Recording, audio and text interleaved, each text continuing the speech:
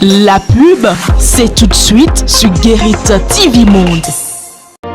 Vous recherchez un courtier en assurance efficace et crédible. Venez à Johnson Insurance. Grâce à son large éventail d'assureurs, Johnson Insurance vous appuie dans l'élaboration des contrats d'assurance automobile, assurance maladie, assurance voyage, incendie, accident, risques divers, transports et vie.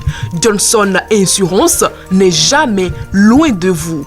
À Porto Novo, votre courtier en assurance est situé au quartier Condévier, Carrefour Yaya Gendarme, derrière l'immeuble Modec Microfinance. À Johnson Insurance, la satisfaction de la clientèle est notre credo.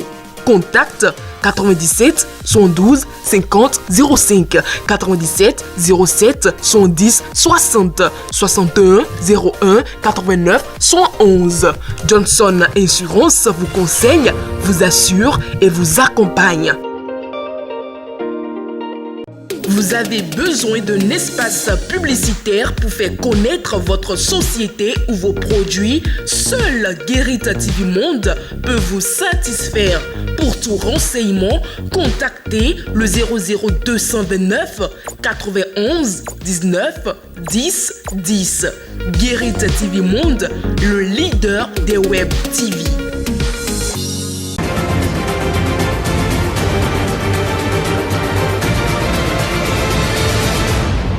Guérite TV Monde, le leader des Web TV au Bénin. Merci de prendre le rendez-vous de l'information sur Guérite TV Monde ce 19 juin 2023. Les titres: démarrage à ce lundi 19 juin 2023 sur toute l'étendue du territoire national de la phase écrite de l'examen du baccalauréat session de juin 2023 au Bénin. Dans les municipalités d'Ouida et de Porto Novo, les autorités ont procédé au lancement des épreuves de cet examen, respectivement au CG en Ouida et au complexe scolaire La Rose Rosette de Porto Novo. À l'oreille des élections présidentielles de 2026, les frustrations s'accumulent dans le rang de l'opposition béninoise qui dénonce l'instauration d'un environnement institutionnel peu crédible. Le commentateur du jour en parle. Et puis pour boucler cette édition, dans un instant, nous rebondissons sur le match Bénin-Sénégal du samedi 17 juin 2023. On reviendra sur les performances des Guépards.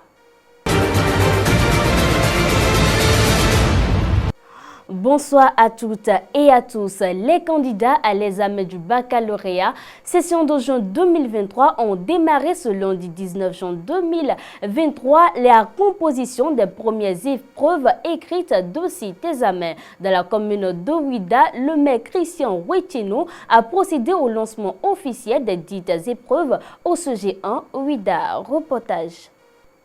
Enfin, le jour décisif, 748 candidats de 7 différentes filières composent depuis ce lundi 19 juin 2023 dans ce centre du CG en Ouida les premières épreuves de l'examen du baccalauréat session de juin 2023. La diligence faite par les responsables du centre a permis de démarrer les compositions de cet examen à 8 heures précises. Nous avons la série C, D, la série G1, G2, G3, la série F3 et F4 qui composent dans le centre. Et le nombre total de candidats, toutes séries confondues, ça fait 748. Voilà. Et 748 dont 456 garçons et 292 filles. Nous avons constaté malheureusement 4 absents parmi les suivants, dont déjà les remplacements ont été déjà faits immédiatement. Et pour le moment, tout se passe bien. Les futurs bacheliers présents dans ce centre affichent un air plus ou moins serein pour affronter les différentes épreuves, celles des spécialités en l'occurrence. Pour le maire de la ville d'Ouida, le baccalauréat 2023 a connu une grande avancée dans la dite ville en matière d'organisation. Pour dire des responsables du centre, nous avions noté également que pour la première fois, Ouida accueille les épreuves techniques, notamment les séries F3 et F4. Et donc c'est une première et c'est quelque chose qui permet à nos enfants qui s'inscrivent dans les séries techniques et qui n'ont personne à Cotonou de pouvoir composer dans de bonnes conditions à Ouidah ici. C'est quelque chose également d'exceptionnel que nous saluons particulièrement et pour lequel nous remercions le gouvernement. Afin de dompter le stress et surtout de décrocher ce premier diplôme universitaire, la première autorité de la ville n'a pas manqué de prodiguer une kyrielle de conseils aux candidats.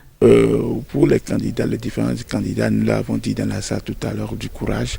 Nous avons prodigué quelques conseils et nous l'avons souhaité de se concentrer parce que l'avenir de notre pays se repose sur eux et ils devraient en être conscients. On passe ici ce matin pour remercier le gouvernement pour les efforts fournis, le chef de l'État, le ministre et l'office du bac. C'est donc parti pour 4 jours de composition en fonction des spécialités pour l'obtention du quitus d'entrée à l'université. En parlant toujours du baccalauréat session de juin 2023, une délégation de la mairie de Porte-Nouveau, conduite par le premier adjoint au maire, s'est rendue au complexe scolaire La Rose Rosette de Porte-Nouveau. Au niveau communal, c'est dans ce collège que les épreuves ont été lancées au nom du maire Chalmogne Nyankoti. C'est au complexe scolaire La Rose Rosette de Porte-Nouveau que la délégation de la mairie s'est rendue pour le lancement officiel des épreuves du baccalauréat session de juin 2023. Cette délégation, conduite par le premier adjoint au maire, a effectué les vérifications d'usage avant de donner au nom du maire Chalmogne Nyankoti des conseils aux candidats. Je vais vous demander de tout faire pour se rassurer de ce que le peu même que j'écris là, c'est ça qui est bon. Ça ne sert à rien de se lancer dans des écrits et ne pas être sûr de ce que l'on fait. Et je crois que à la fin, la chance sera au rendez-vous. Merci, chers candidats, et bonne chance à vous.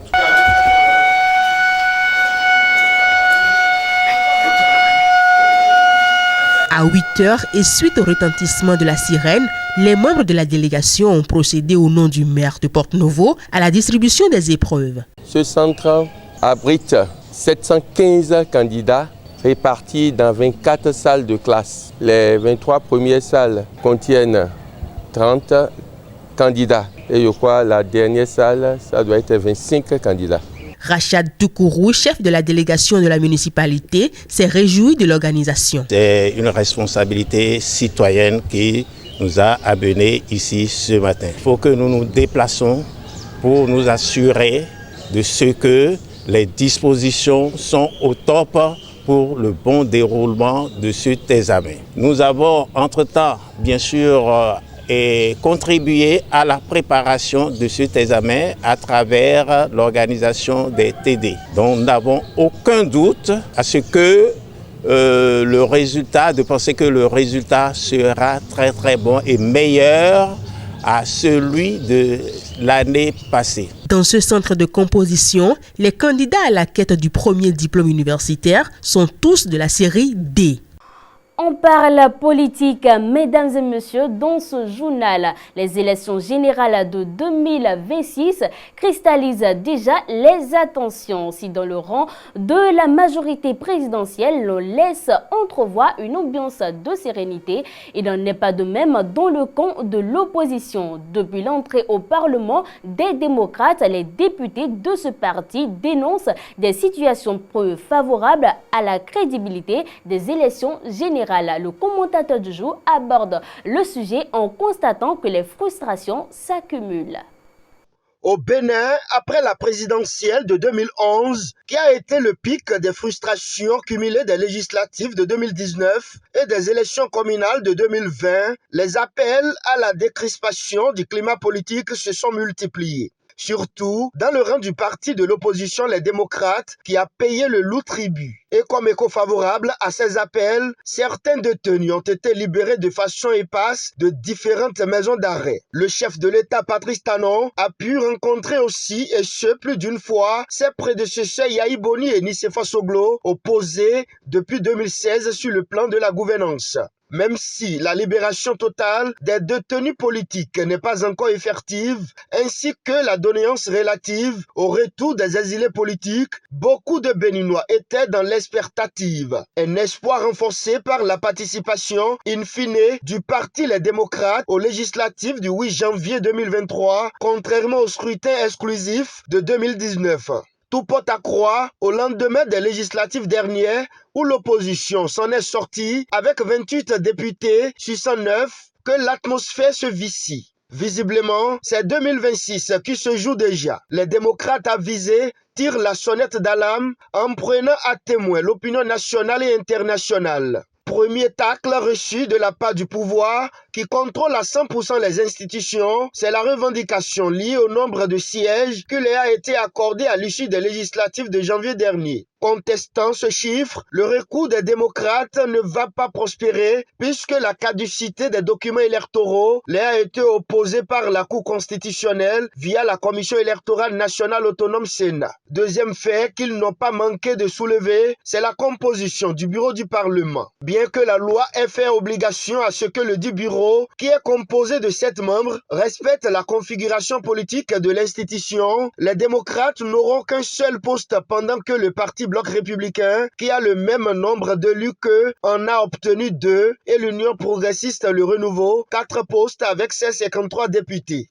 Cette dictature de la majorité parlementaire va se constater également dans les désignations pour les commissions au niveau de l'Assemblée nationale, dans les institutions de la République et les parlements sous-régionaux. Dans la balance et pour justifier le jeu politique qui se mène au sein de l'hémicycle depuis l'installation de cette 9e législature, c'est le débat majorité-minorité où, au lieu que les 2 partis politiques soutenant le pouvoir se constituent en bloc majoritaire, l'un préfère discuter le concept de minorité avec le parti de l'opposition dans le dessein de se tailler la part du lion dans les répartitions. Toute cette cavalerie politique conduit à un cadre institutionnel qui, si rien n'est fait, mènera inexorablement notre pays, le Bénin, à des élections générales de 2026 non transparentes et sans crédibilité, alertent les démocrates dans une déclaration jeudi 15 juin 2023. Et d'ajouter, les caractéristiques de ce cadre institutionnel sont les suivantes. La Cour constitutionnelle, contrôlée à 100% par le président Patrice Talon et ses 2 partis siamois. La Sénat, contrôlée à 100% par le président Patrice Talon et ses 2 partis siamois. La NIP, organe chargé de la confection de la liste électorale, est également contrôlée à 100% par le président Patrice Talon. Je vous rappelle qu'à la tête de cette agence est nommé un Rwandais à des fins que nous continuons d'ignorer. À y voir de plus près, ce cadre institutionnel viole totalement le protocole additionnel de la CEDEAO sur la démocratie et la bonne gouvernance. Avant cette sortie des députés et personnalités du Parti Les Démocrates, c'est le président d'honneur Yahi Boni qui a donné de la voix en lançant un appel à son successeur Patrice Talon. Je demande à Dieu de toucher le cœur du président pour qu'un dialogue politique soit organisé. Pour la première fois depuis 1960, les élections générales seront organisées en 2026. Par conséquent, nous devons prendre de nouvelles dispositions de manière à aller à l'équilibre à diriger ce pays en 2026, a déclaré l'ancien président de la République à la faveur d'une prière à Parakou dans la région nord du pays. Entre dénonciations, boycott, cris de détresse et recours formulés, le parti Les Démocrates et son leader charismatique vont-ils être écoutés? Auront-ils gain de cause? Étant minoritaires, quand on sait qu'en dehors de ces nouvelles préoccupations qu'ils soulèvent, d'autres comme la libération des détenus dont Rekia Madougou, Joël Aïvo et consorts, le retour des exilés n'ont toujours pas encore eu de solution. Jusqu'à quand va donc durer ce bras de fer mouvance présidentielle et opposition pour une réelle décrispation? Pour l'heure, difficile de le dire. Les difficultés de gestion du quotidien que ruminent nombre de Béninois, même du camp présidentiel. Patrice Talon et sa majorité ont peut-être leur agenda. Cependant, n'y a-t-il pas lieu d'agir à temps avant que les choses s'exacerbent? Avant d'atterrir en sport, chers téléspectateurs, sachez que le monde célèbre ce 19 juin 2023 la journée mondiale de la lutte contre la drépanocytose. À l'occasion de cette journée, une équipe de la rédaction a alors interrogé un médecin sur les méthodes de prévention de cette maladie mortelle. Il est au micro de Latifat Kawelou et de Kabiru Adjadi. La drépanocytose est une maladie héréditaire dû à la présence d'une hémoglobine anormale S dans le sang. Pour prévenir cette maladie, il y a plusieurs choses à faire. Surtout en cette période de fraîcheur, la plus simple à faire, c'est de boire beaucoup d'eau. Je dis de boire beaucoup d'eau parce que avec la fraîcheur, le sang devient visqueux. Et le sang qui devient visqueux ne circule plus correctement. Et donc l'hématie anormale il y aura une falsiformation de l'hématie, c'est-à-dire il y aura une déformation des hématies qui vont s'accoler aux parois des vaisseaux et créer un bouchon, ce qui va entraîner la douleur que ressentent les drépanocytaires durant cette période de fraîcheur. Beaucoup boire, ça permet de fluidifier le sang, de rendre le sang beaucoup plus fluide et cela limitera la falsiformation, c'est-à-dire la déformation de ces globules rouges. Et donc, si les globules rouges ne se déforment pas, il y aura moins de globules rouges qui vont s'accoler aux parois pour faire des obstacles à la circulation normale du sang.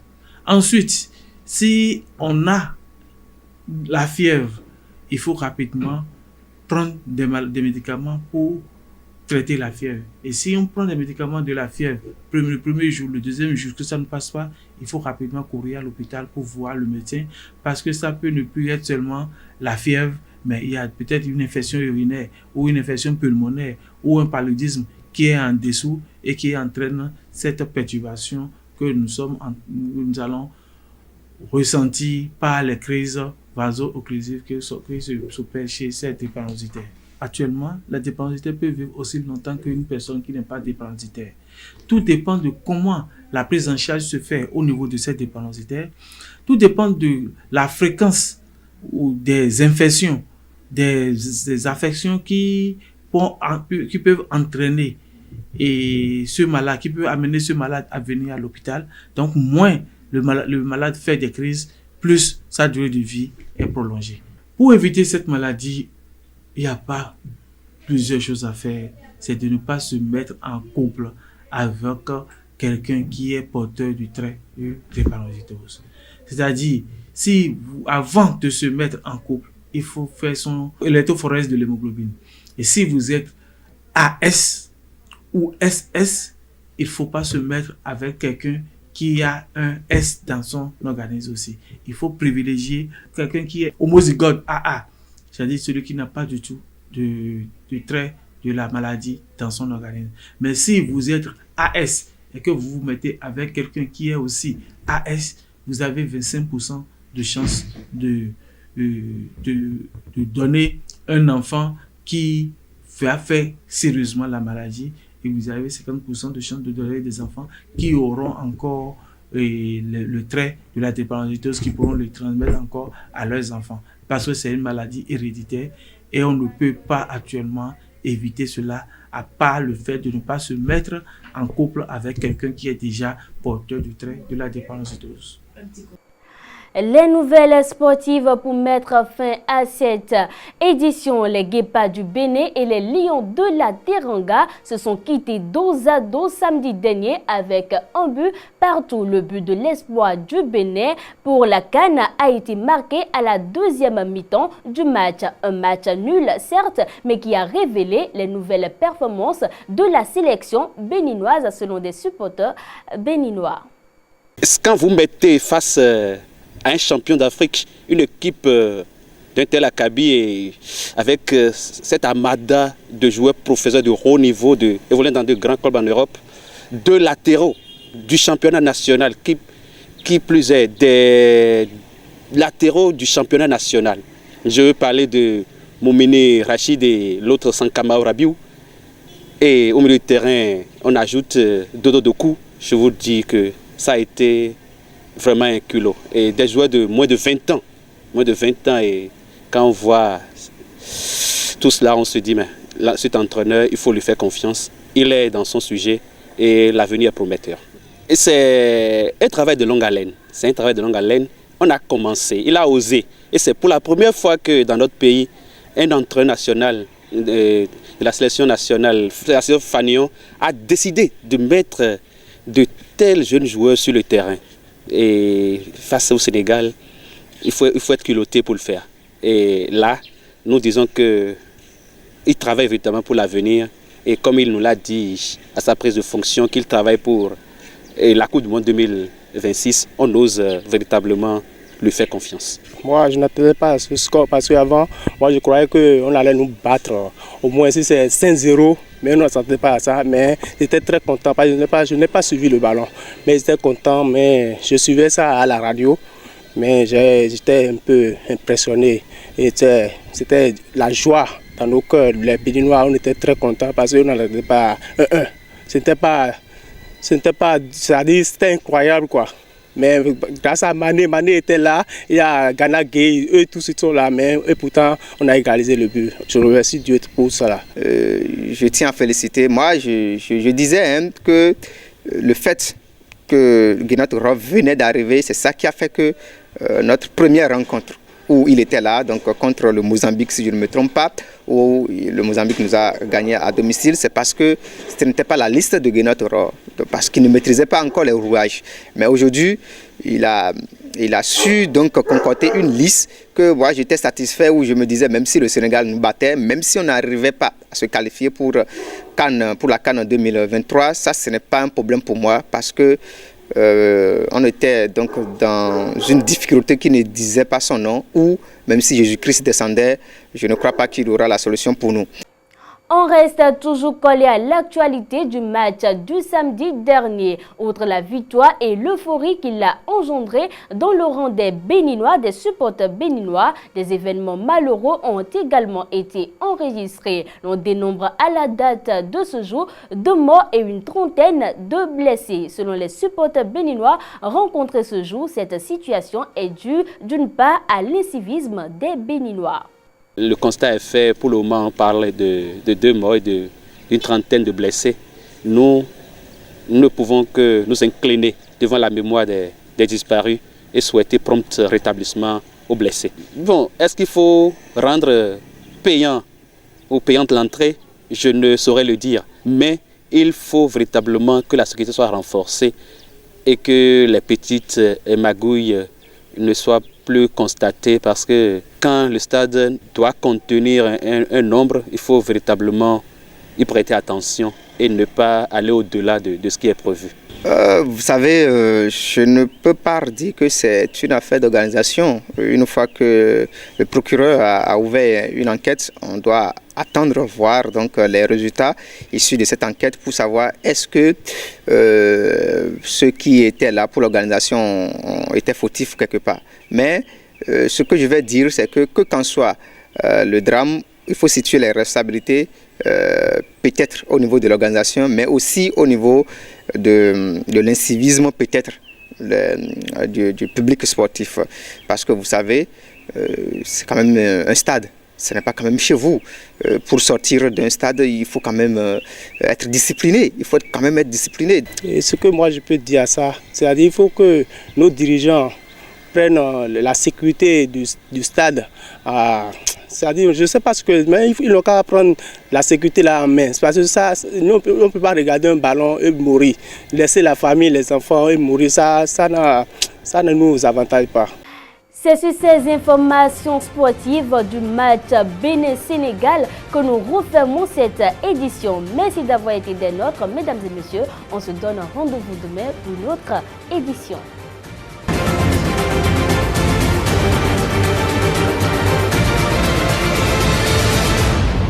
Guérit TV Monde, le leader des Web TV au Bénin.